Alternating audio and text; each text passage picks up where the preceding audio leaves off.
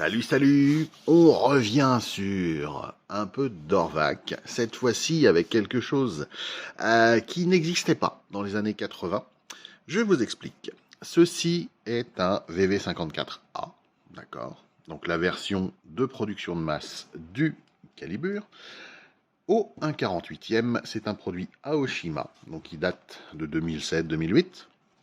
Et en fait, c'est une version qui n'avait jamais été sortie, du moins à ma connaissance, et j'ai cherché quand même avant de vous le dire, par Gunze. C'est-à-dire que c'est la version standard que je vous ai déjà présentée du 1/48e transformable, mais avec la tête du mass production.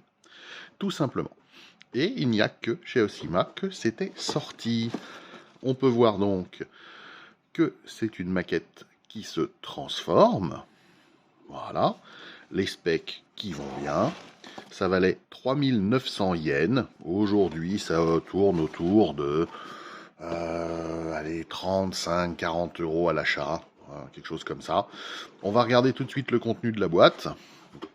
Pas beaucoup de différence avec ce que je vous ai déjà montré sur les versions au 1/48 transformable.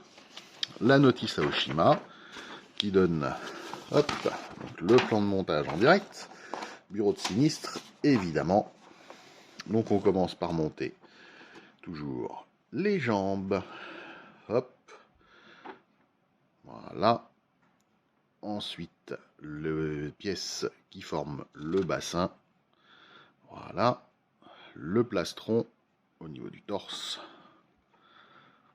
Ici, on assemble le mécanisme qui permet justement au torse de se transformer.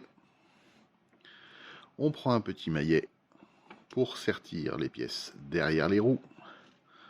On assemble tout ça. Ensuite, on vient mettre les roues, je dirais, avant du véhicule sur le côté, puisqu'elles se replient à l'arrière. On commence à assembler les bras. On fixe les bras en dessous. On fabrique la tête, qui est une tête bien spécifique. Ensuite, l'armement. Et on met le tout. Donc là, on est en mode véhicule, une Jeep très large, finalement.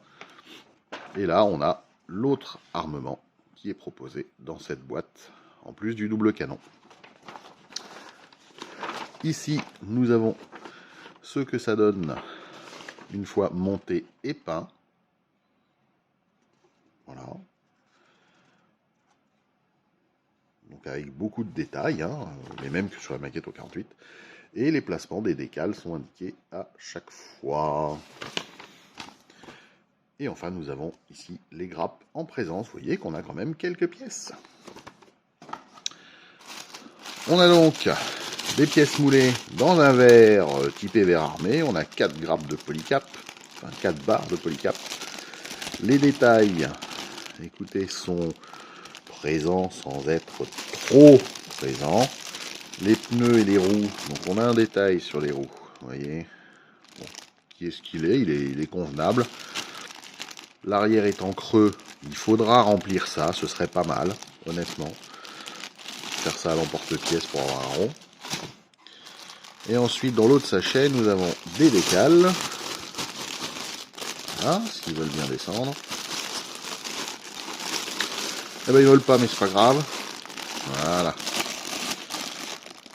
Donc des décals avec certains motifs qui pourront être scannés et réutilisés en les réimprimant sur des feuilles de papier décal pour ceux qui sont éventuellement abîmés dans les boîtes vintage notamment.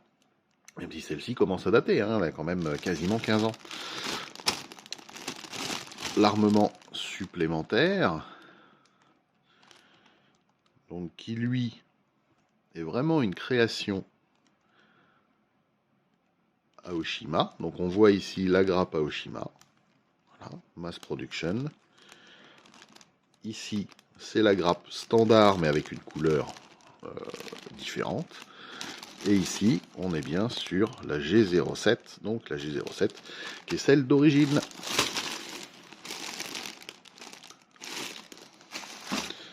Voilà pour cette review assez courte, mais d'un produit qu'on ne trouve que chez Oshima. Il y a d'autres éditions spécifiques à Oshima pour les sorties d'Orvac que je n'ai pas encore, que je ne manquerai pas de vous montrer une fois que je les aurai trouvées et reçues. Moi je vous dis à très bientôt. Ciao ciao.